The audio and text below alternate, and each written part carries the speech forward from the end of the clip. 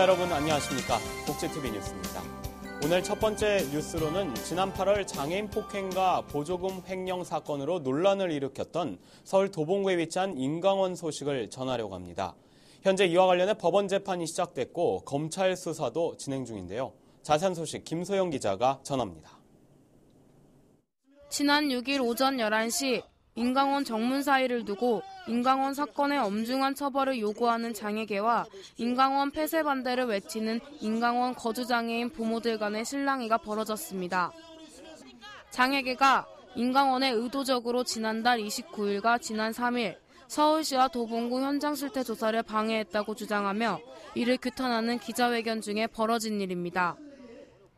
현재 인강원은 인강원 거주장애인들을 폭행하고 국고금 수십억 원을 횡령하는 등의 혐의로 재판을 받고 있는 상황이며 위와 관련해 서울시와 도봉구는 인강재단 이사진 전면 해임 명령을 내리는 등 행정 조치를 진행하고 있습니다.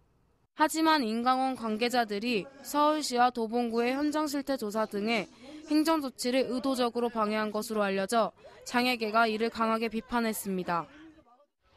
보이지 않는다고, 부모가 없다고 때리고 구타하고 산으로 끌고 가서 엇박지르고 이러한 비참한 인권 침해를 자행하는 공금을 함부로 횡령하는 국가 세금을 도둑질하는 이런 시설들에 우리의 자녀를 맡길 수 없다. 하지만 인강원 거주장애인 부모 측은 인강원이 폐쇄될 시 60명에 달하는 인원이 갈 곳을 잃게 된다며 서울시의 행정 조치에 크게 반발하고 있는 상황입니다. 시설에 가면 수업까지밖에 안 받아줘. 그 우리 애들이 갈 데가 없어. 근무예요. 그리고 우리가 억울하고 우리가 항의를 한다니까. 우리가 뭐 무식한 사람이요? 또한 장애계는 이와 관련된 내용의 항의 서한을 인강원 원장 박 씨에게 제출했지만 박 씨는 모든 항의에 대해 부인하고 있습니다. 내가 이게 진실을 내가 확실하게 밝히겠습니다. 이렇게 음해하고 이게 모욕하고 내 명예훼손죄를 다 할 거고 있고 다 할 거 있습니다. 내가 하겠습니다. 한편 장애계는 이날 기자회견을 시작으로 인강원 재단의 엄중한 처벌을 위한 집회를 예고하는 등 양측 갈등이 깊어질 전망입니다. 복지TV 뉴스 김소연입니다. 다음 뉴스입니다. 한류 문화 바람이 거세지고 있는 가운데 우리나라 온라인 게임도 세계 곳곳에서 유명세를 타고 있는데요. 국내에서 제1회 세계장애인 e스포츠 대회가 열렸습니다. 현장에 박고은 아나운서가 다녀왔습니다. 조금만 운이 좋았더라면 리시드 잡는 거였는데. 그렇죠. 적군을 물리치기 위한 캐릭터들의 종횡무진, 입담을 자랑하는 캐스터들의 현장감 넘치는 중계까지 열띤 경기가 펼쳐지고 있는 이곳. 제1회 세계장애인 e스포츠 대회 현장입니다. 국제장애인 e스포츠 연맹의 첫 번째 대회는 온라인 게임의 종주국이라 할 수 있는 한국에서 열려 의미를 더했는데요. 이번 대회에는 한국 선수들을 비롯해 미국과 싱가포르, 네덜란드, 태국 등에서 예선전을 거친 선수들이 참가했습니다. 우리 e스포츠를 하시는 선수뿐만 아니라 세계의 각 나라에서 e스포츠 즐기는 선수분들이 우리 한국에 이렇게 한자리에 모여서 서로 문화 교류도 하고 여러 가지 이야기들을 나누는 그런 대회. 이번 대회에는 세계적인 게임인 리그 오브 레전드와 스타크래프트2를 비롯해 한국의 카트라이더와 스페셜 포스2 등의 경기가 펼쳐졌습니다. 외국 선수들은 한국의 다양한 게임을 경험해보며 e스포츠에 대한 관심을 더욱 높여갑니다. e스포츠는 정말 재밌습니다. 이번 대회는 제게 매우 놀라운 경험이 되었습니다. 야외 활동이 쉽지 않은 장애인도 온라인을 통해 스포츠를 즐길 수 있도록 돕는 e스포츠. 세상과의 소통을 돕는 기틀이 되는 것은 물론 국내 e스포츠에 대한 세계적 관심을 높일 수 있는 기회가 되길 기대해봅니다. 복지TV 뉴스 박고은입니다. 전국지도교육감협회가 어린이집 누리과정 예산 일부 편성을 결의했습니다. 협회는 긴급 임시총회를 열고 2에서 3개월 정도의 누리과정 예산으로 어린이집 예산을 편성하기로 했습니다.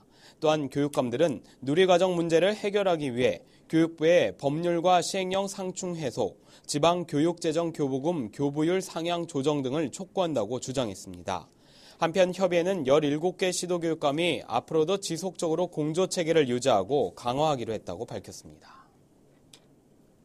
홈리스 행동이 노숙인을 술이나 담배 등으로 유인한 병원들에 대해서 국가인권위원회에 진정서를 제출했습니다. 노숙인 복지단체인 홈리스 행동은 일당 정액수가제의 특성과 노숙인들의 사회적 약점을 이용해 요양급여를 부당 편취하려는 목적으로 노숙인들을 입원시켜 이윤 창출의 도구로 삼았다며 해당 병원 6곳에 대한 진정서를 인권위에 제출했습니다. 또한 홈리스 행동은 요양병원 관리감독과 노숙인 보호주체인 보건복지부가 관리감독 의무를 소홀히 했다며 소관 책임을 충실히 실행할 수 있도록 인권위에 제도 개선을 권고해달라고 진정했습니다. 보호를 필요로 하는 아이들에게 희망을 가질 수 있도록 교육시켜주는 학교가 있습니다. 소극적이며 관계 형성에 서툴렀던 아이들이 밝은 모습으로 변하고 있습니다. 박고은 아나운서입니다.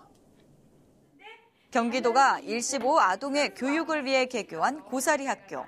학대와 방임 등으로 정상적인 돌봄을 받을 수 없던 아이들이 고사리 학교에 들어온 뒤로 나날이 달라져 가고 있습니다. 몰랐던 우리 마음을 좀 살펴보고, 그리고 우리가 알고 있는데도 이해하지 못했던 부분도 나 자신을 알아가는 느낌 같아요. 아이들의 변화 뒤에는 고사리 학교의 체계적인 교육 시스템이 자리 잡고 있습니다. 교육 공백이 발생하는 아이들을 위해 정규 교육에 준하는 학습 지원부터 음악과 미술을 통한 심리치료까지 지원합니다. 비슷한 아픔을 지닌 친구와 함께 공감대를 형성하며 협동심과 이해심을 기르게 된 것도 치유에 큰 도움이 되고 있습니다.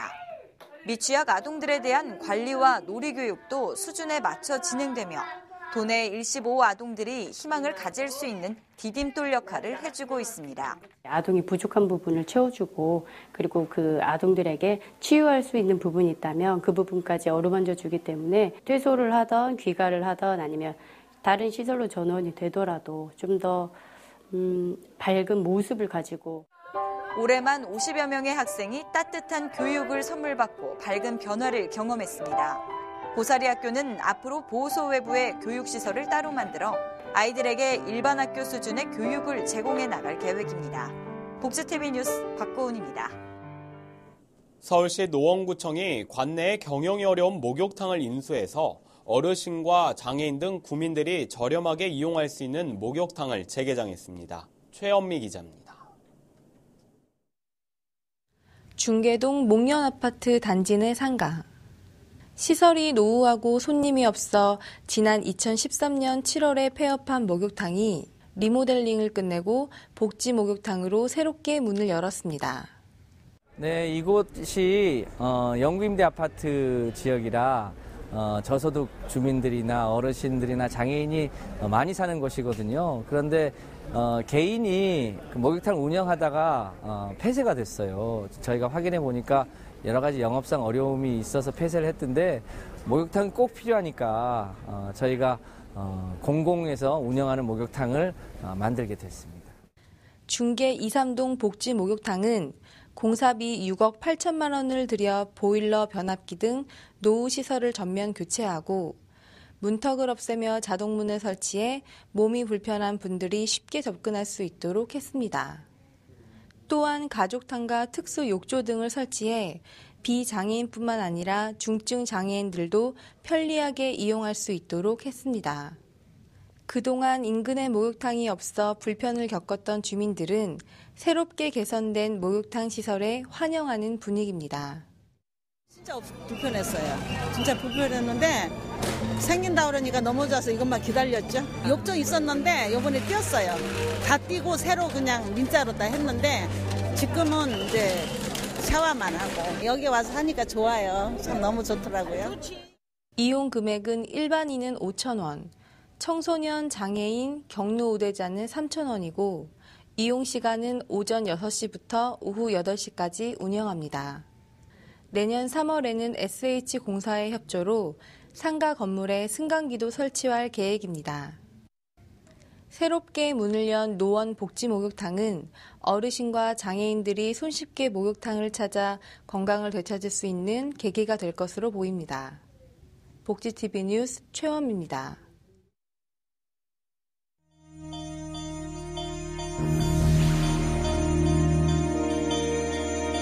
이어서 간추린 뉴스를 전해드립니다. 창원시 장애계 단체가 교통약자 콜택시 요금 인상 움직임에 반대 목소리를 내고 있습니다.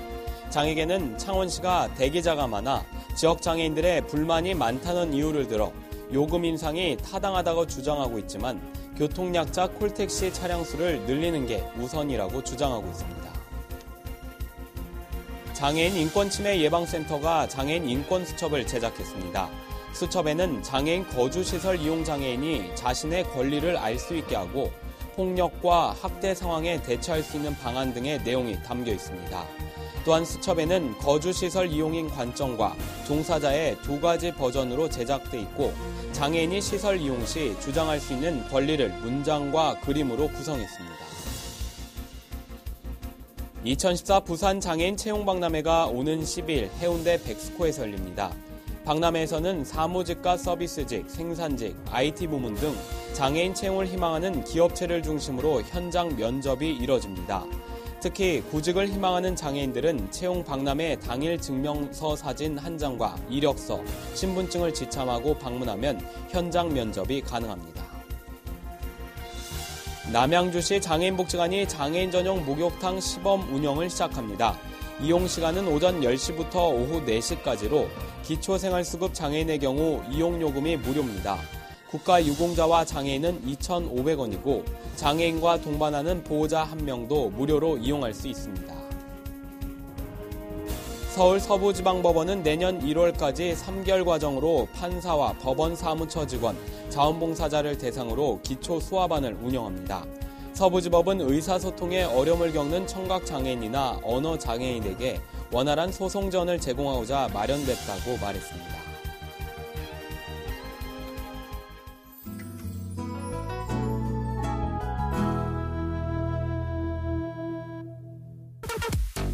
나는 패션왕이 될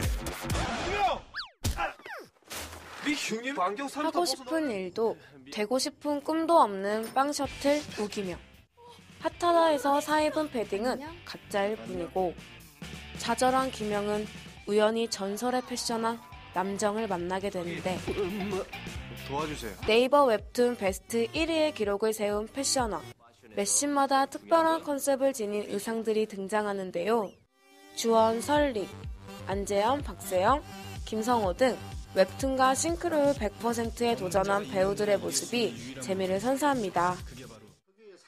가난하지만 축구에 대한 열정만큼은 누구에게도 뒤지지 않는 아이들로 뭉친 희망FC가 우여곡절 끝에 결성되고 박철우 감독의 엄한 교육 방식에 아이들이 점점 축구에 대해 흥미를 잃어가게 되는데 국내 최초 지역아동센터 유소년 축구단 희망FC 6년간 여정을 담은 축구 다큐멘터리 영화. 비상을 연출한 이뮤철 감독의 복귀작으로 어려운 환경 속에서도 꿈을 잃지 않는 아이들의 모습에서 감동과 희망을 엿볼 수 있습니다. 화류비령극 홍도가 16일까지 대학로 예술극장 대극장에서 공연됩니다. 장애인과 국가유공자는 할인 혜택이 있으며 공연장에는 휠체어 전용석과 장애인 화장실이 마련돼 있습니다. 뮤직 드라마 당신만이 대학로 예술마당 사관에서 30일까지 공연됩니다. 장애인과 국가유공자는 50% 할인 혜택이 있으며 공연장에는 장애인 화장실이 마련돼 있습니다. 매력적인 보이스 로이킴이 15일 대전 오송예술회관에서 콘서트를 갔습니다. 공연장에는 장애인 화장실이 마련돼 있습니다. 이야기가 있는 시간 오늘의 한 컷입니다. 곡선을 달리던 승용차가 바깥 차선으로 추월을 시도합니다. 그러자 안쪽 차선에 있던 트럭이 방해하는 듯한 주행을 합니다. 오른쪽 차선을 넘어 들어온 것입니다. 승용차는 자연스레 속도를 줄일 수밖에 없는 상황. 알고 보니 승용차 앞에 차가 뒤집혀 있는 교통사고 현장이 나타난 것입니다. 빠른 속도로 달리던 승용차가 곡선차로 끝에 사고 현장을 보지 못할 것을 우려해 트럭 운전자가 배려 운전을 한 것입니다. 이에 네티즌들은 트럭 운전자의 배려가 돋보인다며 요즘 보기 드문 매너 운전을 실천한 것에 대해 칭찬을 아끼지 않았습니다. 네, 트럭 운전자의 배려가 대형 사고로 이어질 뻔한 아찔한 순간을 막아줬는데요. 그러나 이 영상을 보면 알 수 있듯이 도로에서 사고가 났을 때는 이 후방에서 달려오는 차가 전방에 사고가 난 것을 알 수 있도록 이 삼각대를 반드시 설치해야 합니다. 사고 시 삼각대 미설치에 대해서 범칙금이 부과될 수 있다는 점도 기억하셔야 할 것 같습니다. 이상으로 복지TV 뉴스를 마칩니다. 시청해주셔서 고맙습니다.